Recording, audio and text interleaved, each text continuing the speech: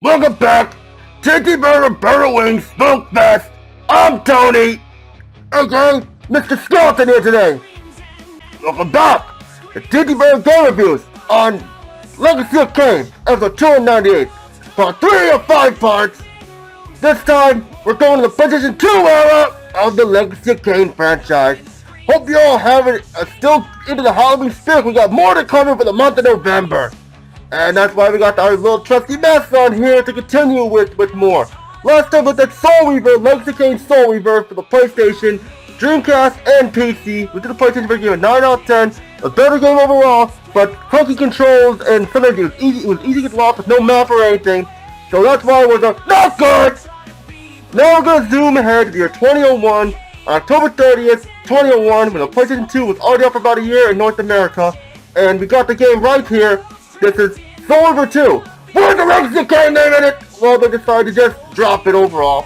So we got Legacy of Kain Soul Reaver 2 or just Soul Reaver 2. It was first on October 30th, 2001 for the PlayStation 2, then November 19th, same year for Microsoft Windows. Let's get started here. Let's go!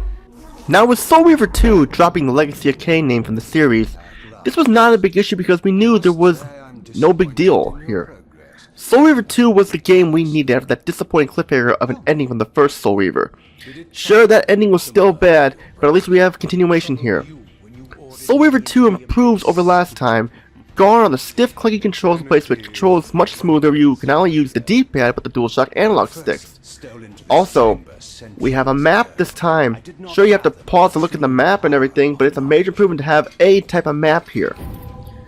It makes it easier to not get lost, that's for sure. Sure, you need to explore to find keys and other items, while other times you will need to figure out ways around locked doors and gates and other cliffs and obstacles and more. Overall, it is enjoyable, but it has some problems though, which we will get to later on. Soul Reaver 2 once again puts us in the role of Raziel, set in the fictional land of Nazgul. The story takes place immediately after Legacy of Kain Soul Reaver, where Raziel confronts Kain in Nazgul's wasteland and goes after him through a time portal leading to the past of Nazgul. There he is met by Mobius, the leader of the vampire hunting crusade in this past era of Nazgul. Mobius forces Raziel, his heritage, as a Seraphan vampire to kill Kain. Over time though, Raziel sees Mobius' soldiers acting very brutal and ruthless. He then meets up with Kain at the Guardian Pillars of Nazgul in ruin. Kain tells Raziel that he plans to restore the pillars, where he learned that Mobius serves the Elder God, and that he was duped. Now Raziel must make a decision. Either indulge his vengeance and submit to fate to kill Kain, or defy his course and exercise free will by being the good guy. There is more to the story, but I'm not saying any more. The story is so far the best in the franchise, filled with revenge and plot twists. Soul Reaver 2 shines as a PlayStation 2 game released in 2001. The character models look so detailed that you feel like you're watching a 3D CG movie. Raziel looks the best, and so does Kain with his monster form especially. The environments are dark, but that's how they're supposed to look. This is Nazgul wasteland form. Even when you go back in time, it still is a dark land for a reason, because of everything that's been going on. The cutscenes look very detailed once again, both pre-rendered and in-game.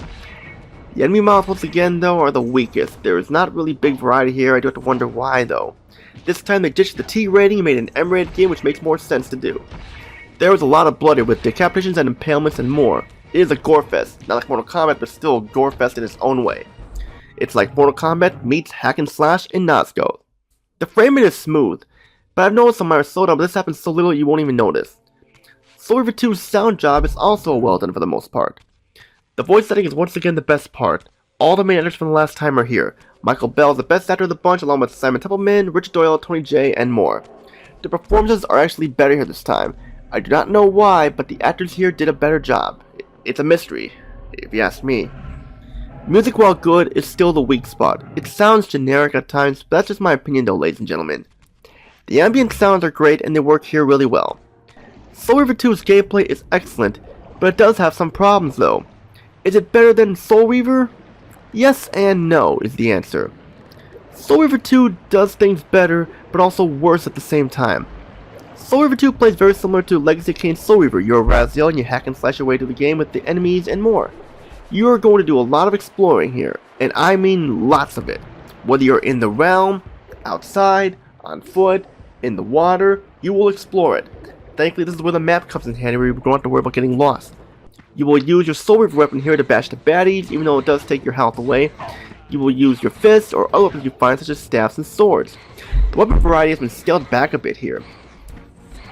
The thing is, Legacy of Kain Soul Reaver had more weapons than this game did. Also, the enemy eye difficulty is a bit on the easy side. You will not die that much here. For some reason, it's just been scaled back a bit with the difficulty. Like, you have the choice to be the ghost, like Spirit, or be physically here like last time. You will switch between these two constantly to get to certain areas to advance the game. This is cool since it adds variety here. Like, sometimes you can use your ghost form to go through the gates, and boom, there you go. It changes the scenery around like last time, and it will really come in handy. The controls I mentioned, much smoother, although the underwater controls are still not the best. It just seems very hard to navigate underwater for some reason. You'll be absorbing souls again. This is fun here, probably my favorite part. There are a lot of cutscenes mainly in game. You want to talk about lots of cutscenes, this is for you.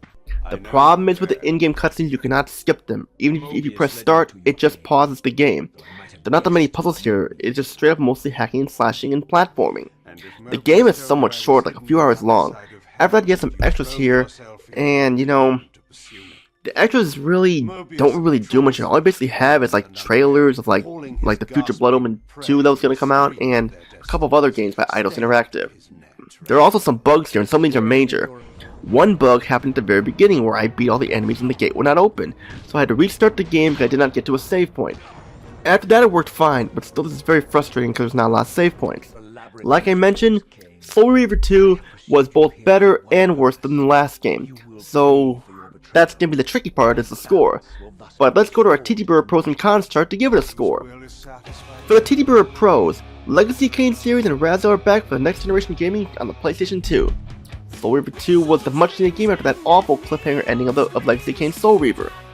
Controls are much smoother with the option to use DualShock analog controls or the D-pad. PlayStation aspects really take advantage of PlayStation 2's hardware. Kain from Blood Omen Legacy of Kain is back as one of the main antagonists. Excellent voice acting with many returning actors from last time. Lots of great places to explore with different time eras of Nazgûl. Soul Reaver 2 brings the ending of the first game back in the franchise. Decapitating heads off the enemies can be fun along with impaling them. The game also includes a trailer for Blood Omen 2 and other Eidos Interactive games. Being a ghost or physical form for Raziel to get to certain areas can be fun. The inclusion of a map this time makes it easier to not get lost. There's lots of cutscenes both in-game and CGI combined in one. For the TTBurger cons, not much has changed since last time. Difficulty this time is a little too easy, weapon variety has been scaled back a bit, so swimming controls are not the best. You cannot skip in-game cutscenes at all. Not really many extras to hold you over after you beat the game, not many puzzles here compared to last time, and there are game-breaking bugs where you may have to restart the game if you didn't get to a save point. And that's pretty much what I gotta say about Soul Reaver 2. Soul Reaver 2 is a great game overall. It does things better and worse than the previous game. The score I'm going to give it, once again, is a 9 out of 10. So, if you happen to own Legacy of Kain Soul Reaver in this game, I recommend checking them both out because they're very good. Both of them are good. That's it for this episode 298, part 3 of 5 parts. Inching close to that 300th episode. Stay tuned for the next part. We're going to take a look at Blood Omen 2. Yeah, we get to play as Kain this time. We go from Blood Omen to Soul Reaver to Soul Reaver to Blood Omen again. How will this cover? All I gotta say is Tony. Peace out. Have a day. See you in my review of Blood Omen 2. Take care and roar!